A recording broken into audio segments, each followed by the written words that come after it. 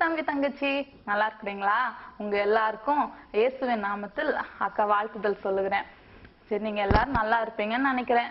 நீங்க வளர்ந்து பெரிய ஆளாயி ஏசப்பாவுடைய நாமத்தை மகிமைப்படுத்தும்படியாக நான் அக்கா உங்களுக்கு ஒரு கதை சொல்றேன். சரியா? நல்லா கேளு, கவனமா கேளு, நல்ல நேரம் உட்காந்துக்கோ, கவனமா கேளு, வேற எங்கேயும் விளையாட போயிடாத இடையில. சரியா? சரி. பைபிள்ல ஏசப்பா வாழ்ந்த நாட்கள்ல நடந்த ஒரு சம்பவத்தை நான் உங்களுக்கு சொல்ல போறேன். ஏசப்பா இந்த உலகத்துல வாழ்ந்த நாட்கள்ல அவர் பின்னாடி நிறைய பேர் போவாங்க. அவர் பின்னாடி ஏழைங்க போவாங்க, பணக்காரங்க போவாங்க, பாவிகள் பாவம் செஞ்சவங்க எல்லாம் போவாங்க, நல்லவங்க போவாங்க, கெட்டவங்க போவாங்க, அவங்க வசதி இருக்கிறவங்க போவாங்க, படிச்சவங்க போவாங்க, படிக்காதவங்க போவாங்க. அவர் பின்னாடி எல்லாரும் போவாங்க. ஆனா அந்த கூட்டத்துல வேத பரிசேயர்னு சொல்லிட்டு 2 பேர் இருப்பாங்க. அவங்க யார் தெரியுமா? அவங்க வேத கட்டளைகள், பிரமாணங்கள், மோசையின் நியாய பிரமாணத்தெல்லாம் நல்லா படிச்சவங்க. அவங்களுக்கு ஏசப்பா கிட்ட ஏதாவது குறை கண்டுபிடிக்கணும்னே அவங்க பின்னாடி போயிட்டு இருந்தாங்க. அப்படி ஒரு நாள் ஏசப்பா அவர் பாவிகளோடய சாப்பிடுறத பார்த்தாங்க. சரியா? அப்போ உடனே ஏசப்பா கிட்ட கேட்டாங்க, என்ன ஏசப்பா, நீங்க எவ்வளவு பரிசுத்தவான்னு சொல்றீங்க, ஆனா நீங்க பாவிகளோட சாப்பிடுறீங்களே அப்படின்னு சொல்லிட்டு அவங்க கேட்டாங்க. அப்ப அந்த பரிசேயர் சதுசேயர்களுக்கு ஏசப்பா ஒரு கதை சொல்றாரு, ஒரு உவமை சொன்னாரு. அந்த என்ன தெரியுமா? ஒரு மேய்ப்பனுக்கு 100 ஆடு இருந்துச்சு. அந்த ஆடை ரொம்ப பத்திரமா பாத்துக்குவாரு. அவர் என்ன செய்வார் தெரியுமா? டெய்லி காலையில எழும்பினோன்னு அந்த ஆடை வனாந்திரத்துல கூட்டிட்டு போய் நல்லா பச்சை பசேர்னு இருக்கிற அந்த புல்வெளியில மேய விடுவாரு. அந்த ஆடு நல்லா சாப்பிடும். அந்த ஆடு எப்படி கத்தும்? ஆடு பாத்திருக்கியா? ஆடு மேய்ப்பனெல்லாம் நீ பாத்துருக்கிறியா? ஆடு எப்படி கத்தும்? மே மேன்னு கத்தும்ல. அந்த ஆடு அந்த மேய்ப்பனுக்கு ஒவ்வொரு ஆட்டை பற்றியும் நல்லா தெரியும். ஒவ்வொரு ஆட்டுக்கும் ஒவ்வொரு பேர் வச்சிருப்பாரு தெரியுமா? உனக்குலாம் பேர் இருக்குல்ல, உங்க அம்மா அப்பா பேர் வச்சிருக்காங்கல்ல, அது போலயே மேய்ப்பன் ஒவ்வொரு ஆட்டுக்கும் பேர் வச்சிருப்பாரு. உன்னை பிளாக்கின்னு கூப்பிடுவாரு, உன்னை ஒயிட்டின்னு கூப்பிடுவாரு, உன்னை பிங்கின்னு கூப்பிடுவாரு. அப்படி ஒவ்வொரு ஆடை கூப்பிடும் போது அது மேன்னு சொல்லிட்டு ஓடி வரும். அந்த ஆட்டுக்கும் மேய்ப்பனை பத்தி நல்லா தெரியும். அந்த ஆடு கூட மேய்ப்பனோட குரலை நல்லா தெரிஞ்சு வச்சிருக்கும். அந்த மேய்ப்பன் கூப்பிட்டோன்னு ஓடி வரும், கோச்சு ஓடி வரும். அப்ப ஒரு நாள் அப்ப டெய்லி என்ன செய்வாரு அந்த மேய்ப்பன்? வனாந்திரத்துல போய் அந்த நல்ல சாப்பாடு புல்லெல்லாம் கொடுத்துட்டு அப்புறம் தண்ணி எல்லாம் காமிச்சிட்டு டெய்லியும் வீட்டுக்கு கொண்டு வருவாரு. அப்படி டெய்லியும் காலையில என்ன செய்வாரு? வனாந்திரத்துக்கு கூட்டிட்டு போவாரு, சாயந்தரம் வீட்டுக்கு கொண்டு வருவாரு. அப்படி டெய்லி என்ன செய்வார்? வீட்டுக்கு கொண்டு அந்த ஆடெல்லாம் ஷெட்ல அடைப்பாங்கல்ல. அப்ப அந்த ஷெட்ல அடைக்கும் போது எல்லா ஆடையும் எண்ணுவாரு.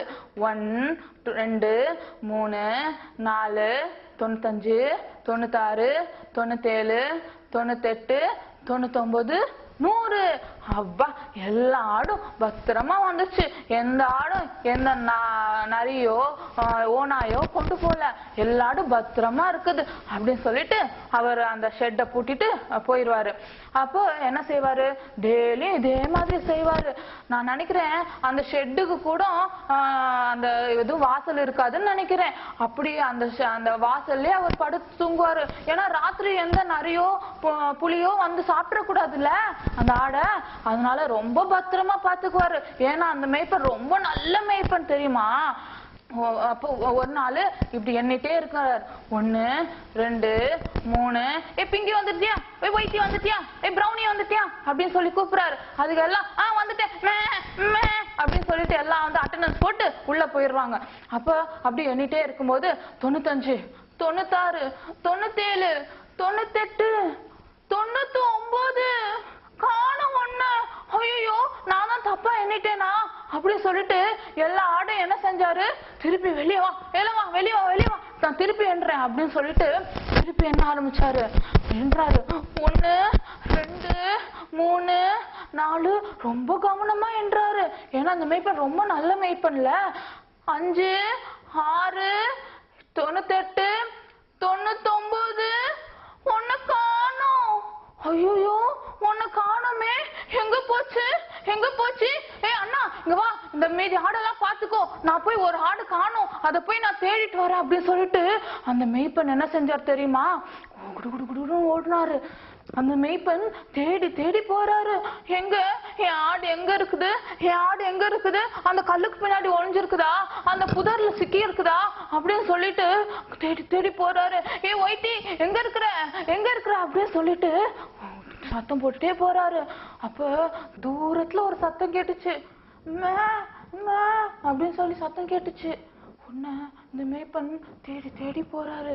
தம்பி தங்கச்சி, அந்த மேய்ப்பன் எப்படி இந்த ஆட்டை தேடி போறாரோ அது போலதான் நீ பாவியா இருக்கும்போது உன்னை தேடி ஒருவர் வந்தாரு. அவர் யார் தெரியுமா? ஏசப்பா. அந்த ஏசப்பா பூரண தேவகுமாரன். அவர் தான் பர்ஃபெக்ட் சன் ஆஃப் காட். அவரு இந்த உலகத்துல உன்னை போல என்ன போலதான் பிறந்தாரு. உனக்கு கிள்னா வலிக்கும்ல, ஆன் கத்துவல, அதே போலதான் அவருக்கும் சொரணை இருந்துச்சு, அவருக்கும் பசி எடுத்துச்சு, அவருக்கும் தாகம் இருந்துச்சு, அவருக்கும் தூக்கம் வந்துச்சு.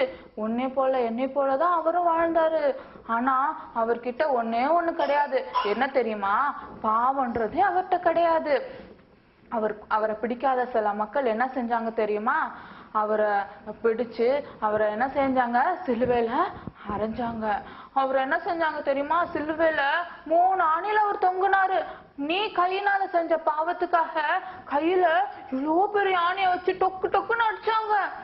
கால்னால செஞ்ச பாவத்துக்காக கால்ல பெரிய ஆணியை வச்சு அடைஞ்சாங்க தெரியுமா? அப்ப நம்மளுக்குலாம் சின்னதா ஏதாவது வந்தாலே வலிக்கும்ல, அவரை அடிக்கும் போது அப்படியே ரத்தம் அப்படியே பீச்சிட்டு வந்துச்சு. அப்போ அவருக்கு ரொம்ப வலிச்சிச்சுல. இதெல்லாம் எதுக்கு தெரியுமா அவர் தாங்கினாரு? நீனும் நானும் பாவியா இருந்தோம்ல, நமக்காண்டிதான் ஏசப்பா இந்த ரத்தத்தை சிந்தினாரு. நம்ம சிந்தனையில பாவம் செஞ்சிருப்போம்ல, அந்த சிந்தனையில செஞ்ச பாவத்துக்காக முள்முடி சூட்டுனாங்க. ஏசப்பாவை வாரினால அடிச்சாங்க. ஏசப்பா அந்த சிலுவையிலே அப்படியே செத்து போட்டாங்க. ஆனா செத்து போன ஏசப்பா அப்படியே செத்து போல. அவர் என்ன செஞ்சாங்க தெரியுமா? அவரை கொண்டு போய் அடக்கம் பண்ணாங்க, ஒரு குகையில வச்சாங்க. ஆனா 1 2 3வது நாள் என்ன செஞ்சாங்க தெரியுமா? ஏசப்பா உயிரோட வந்துட்டாங்க. ரொம்ப சந்தோஷம் தானே? ஏசப்பா உயிரோட இருக்கிறாங்க. பைபிள்ல கூட ஒரு வசனம் சொல்லுது. 1 கொரிந்தியர் 15:3-4 என்ன சொல்ல தெரியுமா? கிறிஸ்துவானவர் வேத வாக்கியங்களின்படி நமது பாவங்களுக்காக மரித்து அடக்கம் பண்ணப்பட்டு வேத வாக்கியங்களின்படி 3ஆம் நாளில் உயிரோடு எழுந்தார். அப்ப ஏசப்பா இன்னும் உயிரோடு இருக்கிறாங்க தம்பி தங்கச்சி. எதுக்காண்டி தெரியுமா? உன்னை தேடி உன் பாவத்தை போக்குறதுக்காண்டி ஏசப்பா வந்தாங்கல்ல, அது போலதான் இந்த மேய்ப்பனு கூட காணாம போன ஆடை தேடி போறாரு. தூரத்துல சத்தம் கேட்டுச்சுன்னு சொன்னல அக்கா, அப்ப தூரத்துல சத்தம் கேக்குதே, எங்கேயோ என் ஆடு ஒயிட்டி சத்தம் கேக்குதே அப்படின்னு சொல்லிட்டு அந்த ஒயிட்டிய தேடி போறாரு. அப்படின்னு சொல்லி போறாரு. இந்த மேய்ப்பன் கூட நல்ல மேய்ப்பன் சொன்னல, இவர் கூட ஒயிட்டி ஒயிட்டி அப்படின்னு கூப்பிடுறாரு. உடனே அந்த ஒயிட்டியும் அப்படின்னு சொல்லி ரெஸ்பாண்ட் பண்ணுது. நான் சொன்னேன்ல அந்த ஆடு கூட மேய்ப்பனோட சத்தம் தெரியும்னு சொல்லிட்டு. அப்ப இந்த சத்தம் கேட்கிற திசையை பக்கமாவே போறாரு அந்த மேய்ப்பன். போயிட்டு தேடி பாக்குறாரு. கடைசியில பார்த்தா அந்த ஆடு அப்படியே முள்ளுக்கு இடையில மாட்டிட்டு இருக்குது. அவர் என்ன செஞ்சாரு? முள்ளெல்லாம் பத்திரமா எடுத்தாரு. அந்த ஆடுக்கு வலிக்க கூடாதுல்ல, முள்ளெல்லாம் பத்திரமா எடுத்து அந்த ஆடை மெதுவா எடுத்து அவர் தோல் மேல போட்டு ரொம்ப சந்தோஷம் ஆயிடுச்சு. ஐயா என் ஆடு கிடைச்சிருச்சு, என் ஆடு கிடைச்சிருச்சு அப்படின்னு சொல்லிட்டு ரொம்ப சந்தோஷமா அவர் தோல் மேல போட்டுக்கிட்டு ஜாலியா நடந்து வராரு. ஏன் தெரியுமா ஜாலியா நடந்து வந்தாரு? அவருக்கு ஆடு கிடைச்சோன்னா ஏன் சந்தோஷப்பட்டார் தெரியுமா? அவர் ஆடை ரொம்ப நேசிச்சாரு. எப்படி அந்த மேய்ப்பன் அந்த ஆடை நேசிச்சாரோ அது போலதான் தம்பி தங்கச்சி ஏசப்பா கூட உன்னை ரொம்ப நேசிக்கிறாரு. ஏன் தெரியுமா ஏசப்பா உன்னை ரொம்ப நேசிக்கிறாரு? அவர் தான் உன்னை சிருஷ்டித்தாரு. பைபிள்ல சொல்லுது யோவான் 3:16 இவ்வளவாய் உலகத்தில் அன்பு கூர்ந்தார் அப்படின்னு சொல்லிட்டு. ஏசப்பா உன்னை நேசிக்கிறாரு. அவர் உன்னை சிருஷ்டிகர். அவர்கிட்ட ஒன்னே ஒண்ணு கிடையாது. என்ன தெரியுமா? பாவமே கிடையாது. அவர் ரொம்ப பரிசுத்தம் உள்ளவர். அந்த ஏசப்பா உன்னை நேசிக்கிறாரு. இந்த மேய்ப்பன் கூட அந்த ஆடை ரொம்ப நேசிச்சான். அதனால்தான் அந்த ஆடு கிடைச்சோன்னு ரொம்ப சந்தோஷமா அவ தோல்ல போட்டு கூட்டிட்டு வந்தான் வீட்டுக்கு தெரியுமா? அப்போ அந்த பாரு ஆடை தோல்ல போட்டு மேய்ப்பன் ரொம்ப ஜாலியா கூட்டிட்டு வராரு. ரொம்ப சந்தோஷம் ஆயிடுச்சு இவருக்கு. ஐயா, என் ஆடு கடிச்சிருச்சு, தொலைஞ்சு போன ஆடு கடிச்சிருச்சு, ரொம்ப சந்தோஷமா அப்படியே ஜாலியா பாட்டு பாடிட்டே வராரு.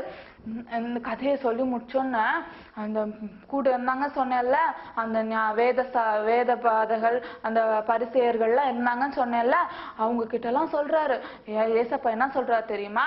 நானு நீதிமான்களுக்காக நான் வரல, நான் பாவிகளை ரட்சிக்கும்படியாதான் இந்த உலகத்துல வந்தேன் அப்படின்னு சொல்றாரு. மனம் திரும்புகிற ஒரு பாவி நிமித்தம் பரலோகத்துல மிகுந்த சந்தோஷம் உண்டாயிருக்கும் அப்படின்னு சொல்லி அந்த வேதபாரர்கள் பரிசேயர்கள் அந்த கூட எல்லாரையும் பார்த்து ஏசப்பா சொன்னார் தெரியுமா? எப்படி இந்த மேய்ப்பன் ஒரு நல்ல மேய்ப்பனா ஆடுகள் அந்த காணாம போன ஆடை தேடி வந்தாரோ, அது போலதான் ஏசப்பாவும் இந்த உலகத்துல உன்னையே என்னையும் தேடி வந்தாரு.